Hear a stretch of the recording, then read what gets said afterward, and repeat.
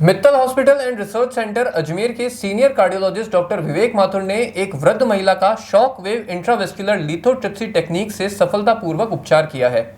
इस विकसित टेक्निक से हृदय के रोगियों के उपचार अब अजमेर में भी संभव होने लगे हैं। सीनियर कार्डियोलॉजिस्ट डॉक्टर विवेक माथुर ने बताया कि रेलवे हॉस्पिटल से रेफर 84 वर्षीय महिला रोगी के दिल की 2 धमनियों में कैल्शियम जमा हुआ था। इनमें एक धमनी तो 100% कैल्शियम के कारण कठोर हो गई थी, जबकि दूसरे में 95% तक ब्लॉकेज था।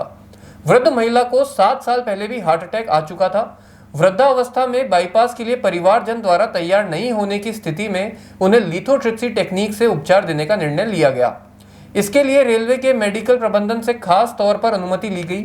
महिला रोगी का उपचार कर उन्हें हॉस्पिटल से डिस्चार्ज कर दिया गया है और अब वे फॉलोअप में है। इस टेक्निक से वृद्धा का उपचार करने में हॉस्पिटल के कार्डियोलॉजी विभाग की पूरी टीम का सराहनीय योगदान रहा। डॉक्टर विवेक माथुर ने बताया कि shock wave intravascular lithotripsy technique की मदद से कोरोनरी आर्टरी डिजीज के एडवांस चरण वाले मरीज का भी इलाज करना संभव हो पाता है, जिनकी धमनी में कैल्शियम एकत्र होने के कारण हार्ड ब्लॉकेज बन जाता है।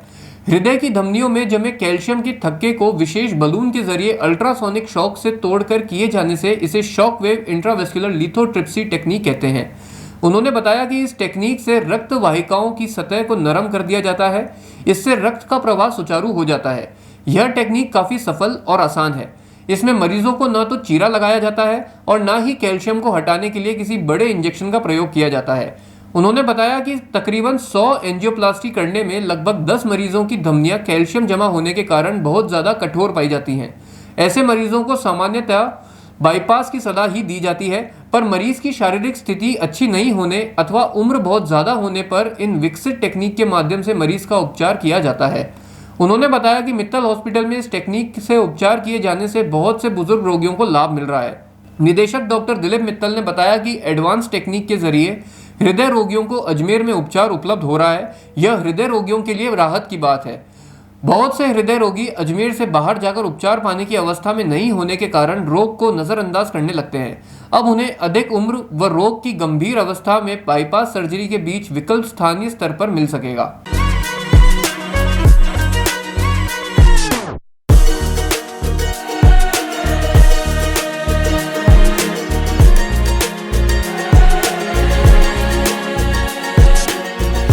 नमस्कार, मैं डॉक्टर विवेक माथुर, हृदय रोग विशेषज्ञ, मित्तल हॉस्पिटल अजमेर। जमुना जी हमारे पास 2016 में आई थी हार्ट अटैक लेके, और उसके बाद उनकी 2 नसों में खराबी थी और तब से हमने उनको दवाई दी, जिसके चलते वो ठीक रही।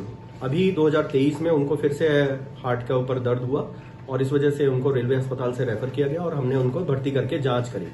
तो जांच में पाया कि जो 2 नसें इनकी खराब थी, जो राइट साइड की नस थी वो तो 100% हो गई और लेफ्ट साइड की नस में 95% का ब्लॉकेज था और उसमें बहुत ज्यादा कैल्शियम था। कैल्शियम जमने का मतलब होता है कि रक्त कोशिकाएं बहुत ज्यादा कड़क हो जाती हैं और एकदम पत्थर के समान हो जाती हैं। और हमने उनको दोनों ऑप्शन दिए कि बाईपास सर्जरी करा लें या फिर एंजियोप्लास्टी विशेष विधि द्वारा करने की जरूरत पड़ेगी।